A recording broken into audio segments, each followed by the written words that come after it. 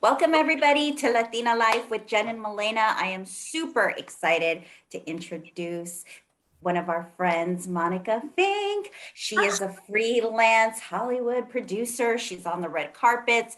She does everything. She's always either traveling with the stars, interviewing the stars, dressing the stars, hanging out with the stars. And she's been doing this for a very long time. She is also second generation Latina, but I'm going to make sure that she explains everything. So Monica, welcome. Thank you so much for being here with us. Thank you so much for having me. I'm really honored to be a part of this, and let's do this.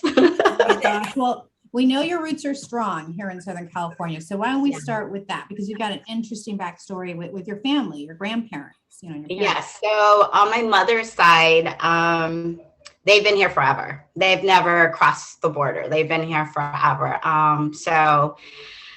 From Native American to everything. I think even my mom did like a DNA test, and like Mexican never really came up in it because it was, Indian and a bunch of different other stuff here. And then on my father's side, I'm second generation. My dad was born here, and then I've been born here. But my grandparents came over when they were 4, and my grandfather 17.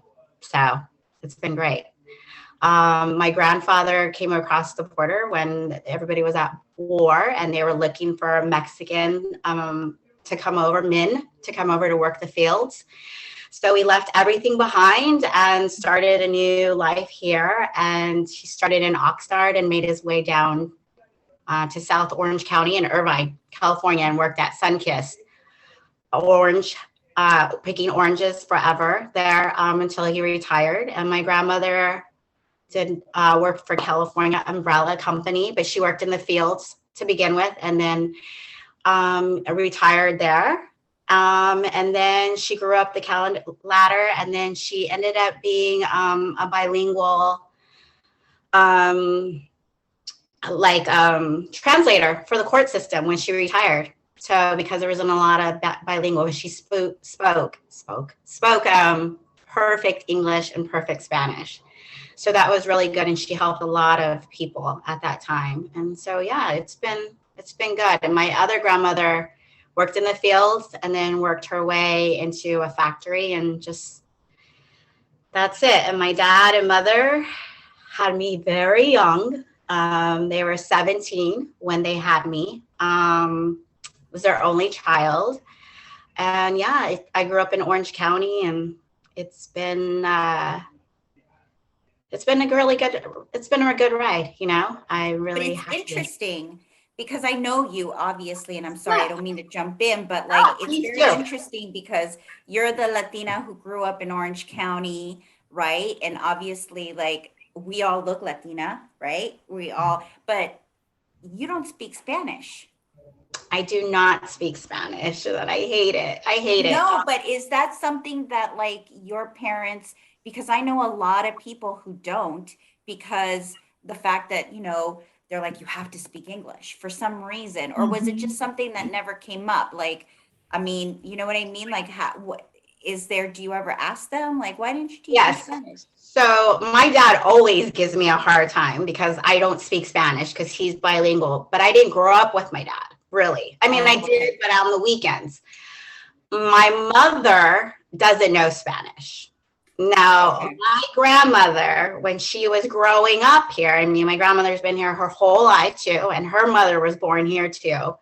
So when she went to school, if they ever got caught speaking Spanish, they would get hit with a ruler on their hand anytime they got caught speaking Spanish. Right. And it was always told to them, like, don't speak Spanish. You're in America, you don't speak Spanish, you only speak English, and you're going to fall behind if you continue to speak Spanish. And that was what was always told to them. So my mom's mother said that she didn't want to have her daughter fall behind or get in trouble because it was frowned down upon to speak Spanish. And now it's like the total opposite. And Well, you'd never know because way back when, you know, when we're kids, right? I think I told you this when we were having this conversation, like when my mom intentionally thought, I'm teaching you English first. You know, I was born here, first generation, teaching you English first, because that's what they're going to be talking to you in school. You know, it's not going to be Spanish. And I still remember as a kid listening to them, and maybe it was 4 or something. They would talk, my parents would talk to each other, and it was like, it was like this language. I'm like, what are you saying? And then when I was 8, I went for the summer to my grandmother's in Jalisco, in Guadalajara, Mexico, and nobody spoke English. And it was just, I learned through sign language, through pointing at things. And it just was like, talk about Spanish immersion. I came back and I forgot like my English words because like I just immersed myself with all of that. But I mean, you hit the nail on the head, because then it was shameful, even up to a few years ago. Like if people, you know, heard people speaking Spanish in the store, I mean, there were instances where I speak English, you know. Exactly. I mean, I'm making a point, like if I'm at the hairdressers or I'm somewhere and there's someone Latino or Latina, that I will speak Spanish to them, you know. I'm grateful my parents said, yeah, go with your grandma, you know, because it would have been hard here. You want to know why? Because it's hard for my kids to learn Spanish. I don't know if you guys have like felt, you know, that as well, because we're moms. Yeah. I mean, my mom helped me raise my daughter, so she spoke Spanish. She spoke Spanish. Yeah. I mean, when I went to my grandparents, my grandfather preferred to speak Spanish. My grandfather, because he came so late, not late, but like 17, he always had his accent, and he preferred to speak Spanish than English. So he would try to speak Spanish mostly to me, but I would like look at him and I'm like, what? And then he would, you know, he would do both. And my grandmother too. And then my dad, he was so young, like he was just like, you know, a teenager. So he really spoke more English than he did Spanish to me. Unless he was talking to my grandparents. So I kind of picked up stuff, but it's so bad. Then in 8th grade, you were telling me some girls were upset with you? Yes. So I moved around a lot from in California alone, because my mom was a single mom. So we moved around a lot. And like when my parents divorced, I moved in with my mom and my grandmother. And we lived in this really tiny 2-bedroom home on like a farm area in Fountain Valley. And we didn't have a lot then. So we just moved a lot. And I mean, it really came down from like a twin size bed my mom and I shared in the dining room. That's how we grew up, and ate what we could. And my grandma would do that stuff. But we moved around a lot. I moved to Texas for a while. And then I came back. And when I came back, we moved into a neighborhood that was primarily Hispanic or Latin, you know, Hispanic neighborhood. And I had been traveled so many different places. And when I went, there was a lot of, as you could say, chola girls, as they would be called, and cholos. I really didn't know about. I mean, I grew up in Santa Ana when I was younger, and I know of that, but I never like, you know, was around it a lot, I guess. And so when I went to middle school, I was known as a freaking coconut, because I was brown on the inside and I spoke like a white girl on the inside. And a lot of girls try to beat me up because, you know, I wasn't Mexican enough to them. I didn't talk like them. I didn't dress like them. I didn't, you know, and I always almost got beat up a couple of times, but I just never was like that. So it was really hard. And I remember crying to my grandmother, and she's like, it's okay. You know, like if they were to go to Mexico, they would see all different kinds of Mexicans. We're all different. Like there's some of my cousins have light eyes and light hair, but you wouldn't know that because you don't see that a lot here. But she's like, it's okay. You just do you. You be who you are. It's going to be okay. And so my mom, like petrified, because the high school was pretty much all Latin too, said, yeah, that's not good. I don't care. Like if that you're going to be okay, but you're not. Because I never grew up like trying to fight or take care of myself like that. So she sent me to a private Catholic school that I've never been in my whole entire life. I went to all public schools. And I ended up going to Mater Dei High School in Orange County, and they took a loan out to send me there. And that was a very eye-opening experience for me going there. It was like, how that changed your life, right? It literally, I feel that it changed the course of my life, where I would end up. Mm-hmm. Yeah, definitely, 100%, because I had never been told. I mean, my mom would say like, oh, you should go to college, but never like pressured, never said anything. And my dad never went to college. My mom never went to college. Nobody in my family ever went to college. So when I went to Mater Dei, it's a very college preparatory school. So if you don't go to college, it's like frowned upon there. It's like, what? You're not going to go to college? Like, you have to go to college. And everybody always asks you what college, whether even it's a community college or a big college, you were going to go to college no matter what. So it really changed my whole course of life from that time on, because nobody really talked about it. Even in my family, nobody ever said, oh, what college are you going to go to? What are you going to do? No one ever asked me those questions. But in high school, they did. And they had a TV program there, and that just changed everything for me. So, I mean, I always knew I wanted to work in TV. How I was going to get there, I had no idea. But Mater Dei really connected me in how I would get to that level. And then from there, you went to Cal State Fullerton. And there I went to Cal State Fullerton. Yes, I was going to go to Loyola Marymount, but then I toured the campus, and I was so excited to go, wanted to go there. And then when they said it was $20,000 to $25,000 a year, I was like, I can't do that to myself. I can't do that to my family. They already sacrificed so much for me to go to Mater Dei and then to do that. So I ended up going to Cal State Fullerton. And they had a great communications program there. I was going to transfer, but after talking to my guidance counselors and stuff, they were just like, unless you're going to get a master's in communication, like, you're okay here. Like, you can get a great job from here for just being at Cal State Fullerton. So that was really cool. Yeah. Because that led to your internship, which led to your job at this really big national TV show. Yes. So one of my counselors told me, do not intern till the very end of your last semester in college, because you never know, they may offer you a position. And I'm like, yeah, whatever. So I interned at Access Hollywood. I used to love Access Hollywood. It was one of my favorite shows. I loved entertainment news. I've always loved entertainment news. And I ended up calling there like, hey, are you accepting interns? And they're like, yeah, send your resume. Sent it. I got it. I commuted from Orange County to LA every day. And then I got offered a receptionist position that paid like zero money. And I was like, what? I didn't go to college to get a receptionist position.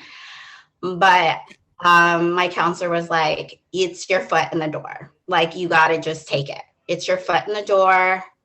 People die literally. Just get your foot in the door. So I took it, and it just changed everything for me from then on. So I gradually moved from a receptionist position, an intern, a receptionist. I went to research.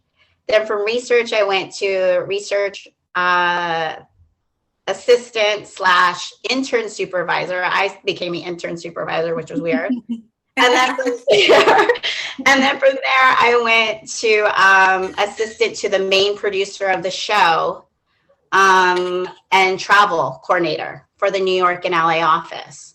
And so I was there for a while, and I loved it. It was the best 6 years of my life, literally the best 6 years of my life. I learned so much from award shows, and it was incredible. It was pretty incredible. And I learned such a diverse group of people and friends that I still have to this day. I still have my friends that I made there still to this day. And we've all seen each other grow up from then. And it's been an amazing experience. And then I went to Vegas. Went to Vegas real quick. And then I got married, had a couple of kids because I was like, okay, I'm doing great.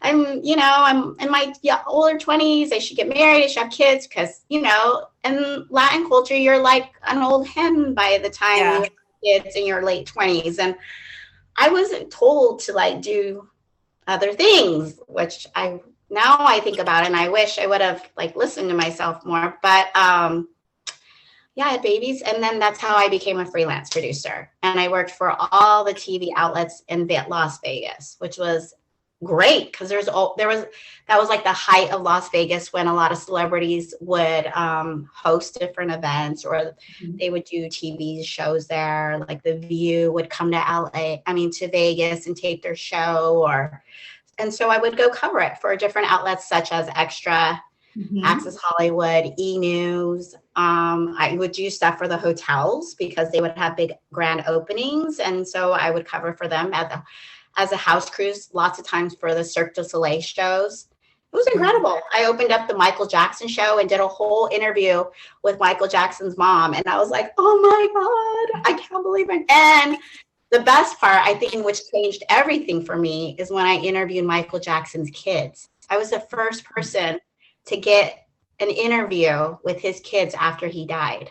Wow. Oh, wow. They didn't think they were going to talk.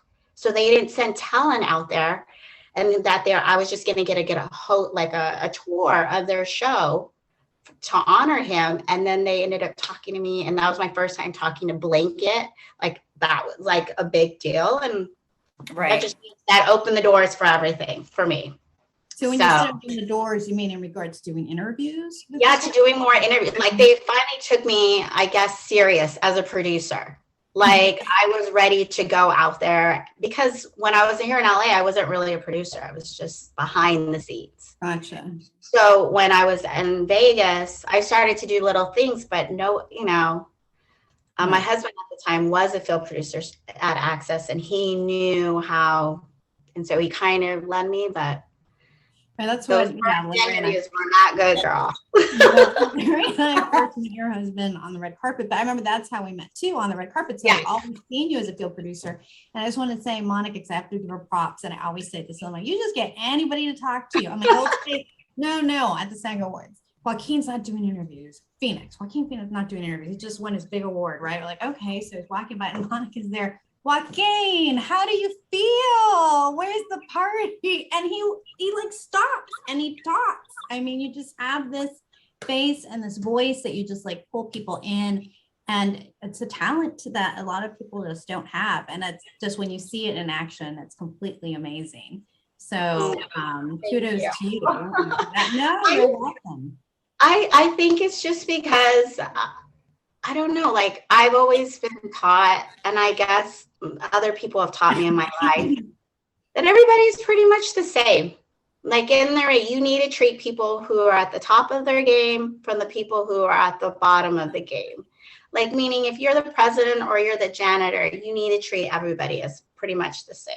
And I've always been taught that because I look at my grandparents and they always amaze me. They might not have been like super wealthy or successful, but they were successful in America terms. They came and made the American dream. And they've always taught me just to be humble and be grateful.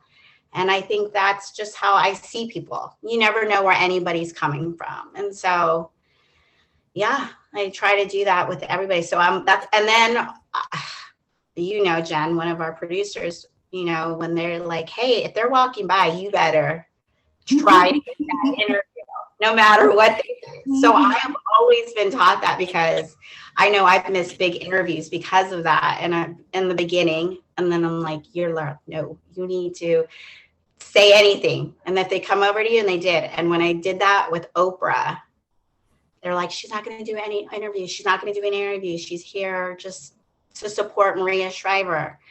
And I'm like, I'm an intern.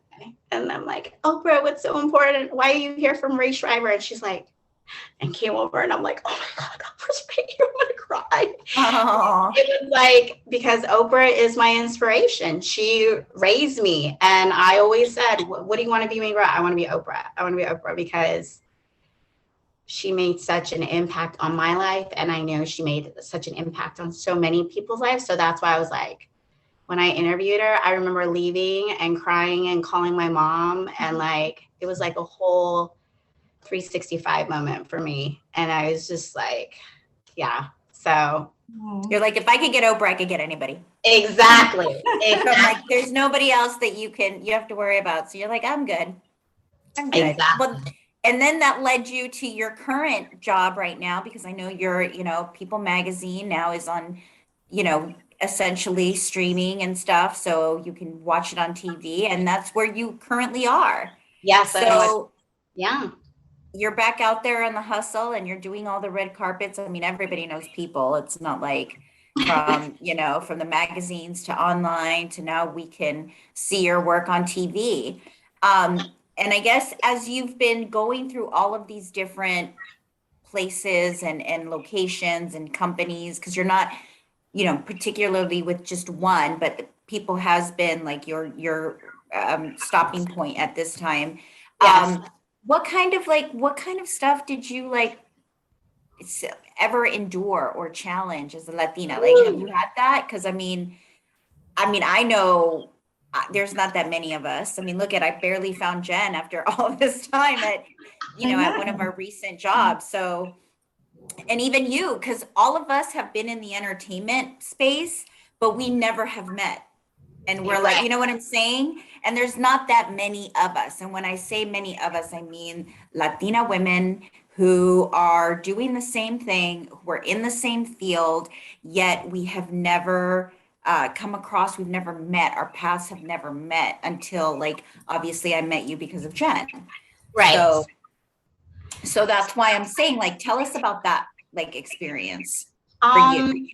So as a freelancer, I've worked for so many different outlets, and I've met so many incredible people along the way. And primarily it's surprising, there's a lot of women that run entertainment in some way or another, which has been great, but then it could be known as a threat too.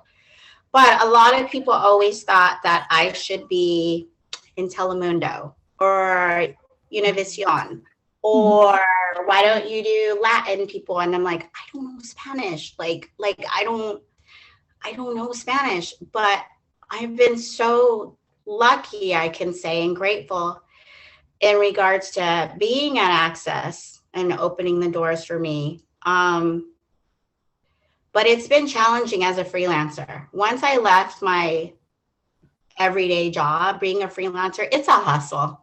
It is a hustle, meaning a guy, we can come in and take it pretty easily, or, whoever's most current, or right now, influencers are getting more of the freelance positions, or who has more traction on social media and stuff. And it's really hard with the hustle. And I call it,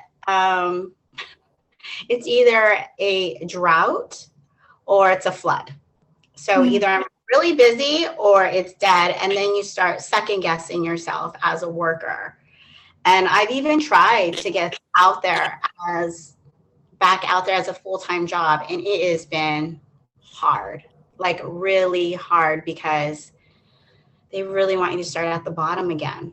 And that's hard, because I'm like, I already did that. I did that in my 20s. I did that bottom line job. And so it's really tough as a freelancer. And, but then it's I wish I knew Spanish, because then I think it would even open more doors for me and more opportunities. But it's been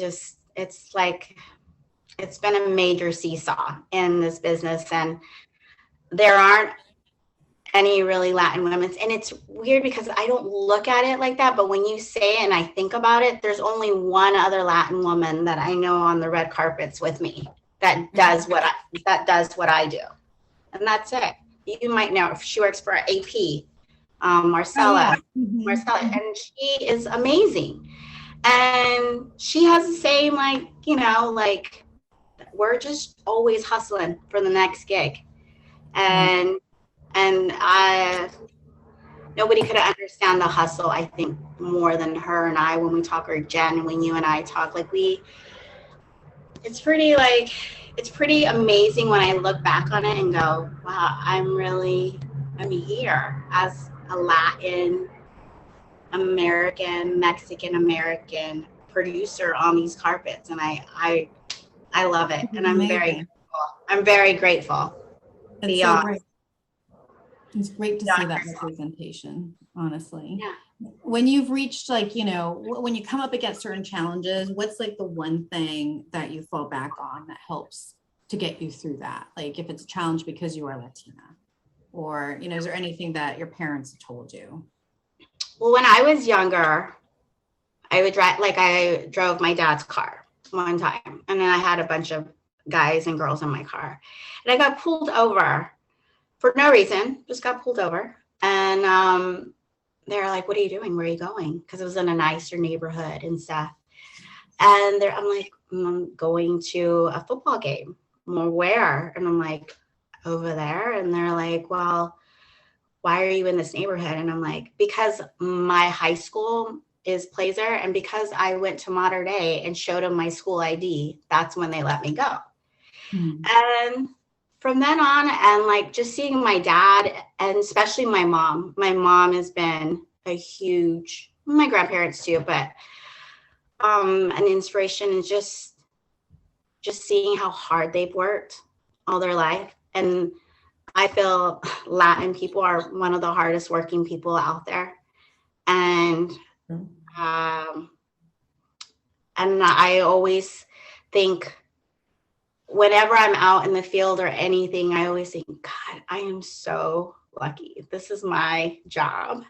And I think of where my grandparents came from and my mom, and I'm just like, wow, like, I've really jumped leaps and bounds for my family. And I was the first to graduate college. And not that I'm saying college is going to make you or break you, but I mean, I think it really creates this great foundation for you to grow in this world, and especially in this country. I learned a lot from being in college and learning a diverse group of people, because I don't know, like, I used to have a lot of Latin friends, but when I went to college, I started to have my United Benetton ads, you know, my multicultural friends, you know, that I never had before. And then even when I came to LA, I have all kinds of different people in my life now. And it's just opened my mind to so much. So I like love being, and now I think as I've gotten older, my grandparents have moved on and passed on. I've become closer with, more of my Latin culture. I feel like I want to help them more, give back more, educate them more, and just be there more for them. And I went to Mexico City for the first time, and it was amazing. And I'm just like, wow, this is incredible. This is where my grandparents came from. And it was so beautiful. And I'm like, I want to retire here. It's amazing. It's so great. Aww, you know? It's beautiful. But yeah, and then just seeing like other Latin stars on the carpets, like the Jennifer Lopez's and the Eva Longorias, and that's empowering to me too. I'm like, I just want to give them a hug. Like Rosario Dawson couldn't have been nicer. Like, just, like, so greeting, and very, like, I don't know. I felt like she was like so much nicer to me because I was Latin, and to see me on the carpet, I don't know what it was, but it was just like this, like, hug and I feel like they know. They know because we've all been on the carpet, so we all see who's out there, and I think that they know. Yeah, that's for sure. So there's a connect. There's like some type of connection. Yeah. Is there advice that you would give? Like, what's your advice for a Latina that wants to, maybe get into freelance work, and just what's your takeaway for them? Not only freelance work, but I think anything in life. I want Latina women especially to know that you don't have to be just a wife and a mom. Even though those are great qualities, and I have enjoyed every moment of being a wife and a mom, but travel, go see the world, like go see everything. You don't have to just be a mom and a wife and do your 9-to-5 job. There's so much you could do out there in life. And I just wish I maybe would have traveled more. I was just telling you, I've never been across the Atlantic, and it's still my dream of mine to go across the Atlantic Ocean. Which you still can do. I'm still going to do it. But you can do it. You're going to do it. I'm going to do it. And I just see the world. I mean, it is so much bigger than your small city or town or your house. Like, anything is possible. Anything really is possible. You can do pretty much whatever your heart's desire. I never in a million years thought I would be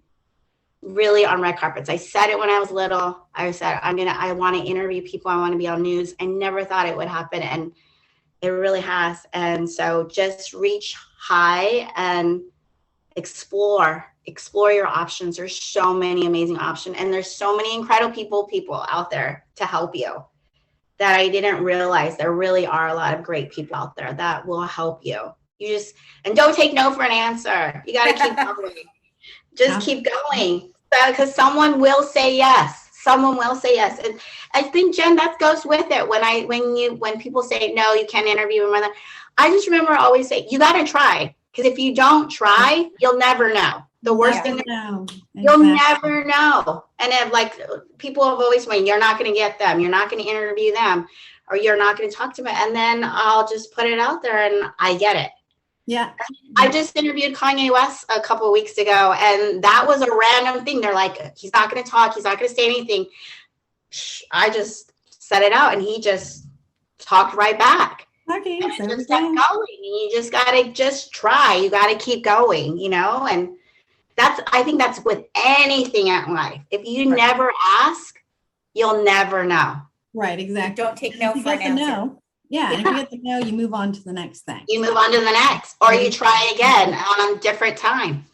Right. So that's my best advice I think I've learned from myself, and I've told my children that too. And always humble yourself. I always know where I've been and where I've come from, and I always am grateful. You got to be grateful. Yeah. Oh. Well, thank you so much. It was so Monica. wonderful having you. I love this conversation. And I know we're going to have many more to come. So until next time, our Latinas, we give you besos. We love you all. Mwah. Oh, bye. Thanks, Bye. Monica.